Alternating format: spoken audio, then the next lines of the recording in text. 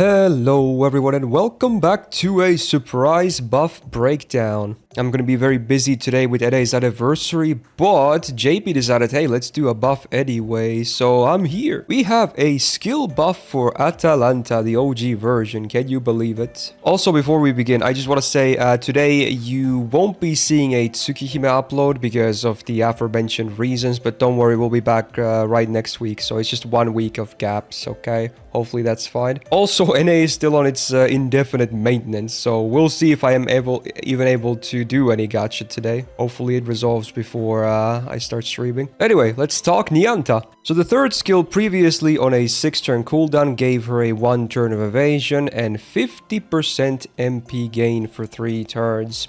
This was obviously the only reason why she was ever any relevant. When Scotty came out originally, she was one of the, quick loopers that could do it because of this big amount of MP gain on this third skill. Besides that, yeah, she really didn't have anything else going on, so let's see what they did. So now on the same 6-turn cooldown, the evade remains the same, the MP gain remains the same, but we have 3 new lines. First of all, on you, she also gets 30% MP gauge now. She gets 20% attack for 3 turns for herself, and 50% power mod against the wild beast trait for 3 turns. Obviously, this skill is very good now, and again, I keep saying this, but for any other servant, this would be like game-breakingly good skill, but because it's on her, it's completely balanced. I know I say that a lot, but it really is the case here again. So yeah, the skill itself is great now.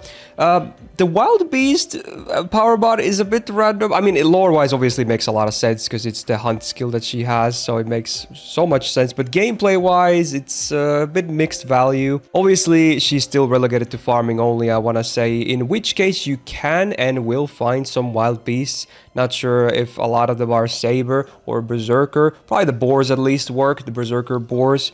Besides that, probably going to be mixed value, so a lot of the times you won't be hitting that power mod at all. But having access to an attack buff is great, and a battery can help, especially against berserkers, where her refund, while it is high with this skill active, it might not cut it always. So just having a 30% combos nicely with the second append as well, so there's a 50 for you if needed on turn 1. And honestly, you do want to pop this on turn 1 because you need the MP gain. So you do this skill, the append, that's 50%, then you can either bring a CE or you just slap a Scotty battery or something on top, and you should be pretty golden. So the 30%, I think it makes a lot of sense, even if it is quote-unquote a boring buff. Now, the question is, will this change a lot? I'm just gonna say, I don't think so. While this skill is now amazing, she has a lot of other issues. Like, look at the other skills. Skill 2, Star Absorb. Skill 1, Party Quick Up for 1 turn. These are absolutely terrible skills, like beyond terrible. They are so bad. And I'm actually even surprised they buffed the third skill because it was her best skill to begin with. Not that it was amazing or anything, but yeah, kind of surprising. And the MP itself is just damaged with some stars. And the overcharge itself sucks anyway because she's going to generate a lot of stars most of the time with her MP anyway, having an AoE.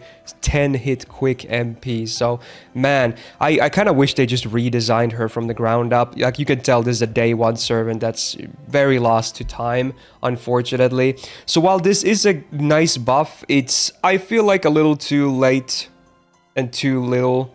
They would need to do at least another 2 really solid buffs to make her really good, because as is, I just sadly don't see it.